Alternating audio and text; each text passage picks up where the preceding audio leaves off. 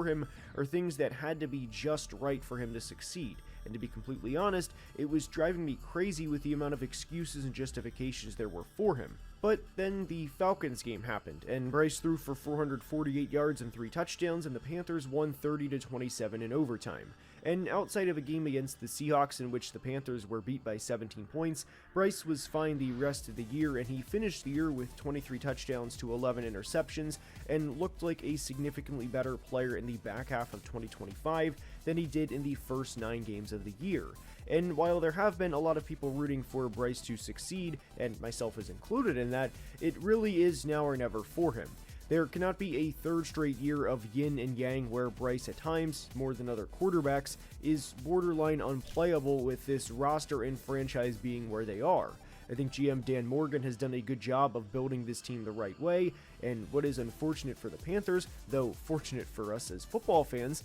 is I think all of the teams in the NFC South had a relatively good offseason, and while the Panthers did finish last year with an 8-9 record, they are defending division champions. And finishing this year with a 7-10 record, with Bryce Young's play being a coin flip, is something that cannot happen. And that is my biggest fear for this team entering 2026. One of the biggest reasons I think the Panthers season is going to fall a lot more on Bryce Young's performance than people may initially think is because of how much they improved the defensive side of the ball this offseason. They brought in Jalen Phillips and Devin Lloyd in free agency and drafted Lee Hunter, a 325-pound mammoth of a man from Texas Tech in the second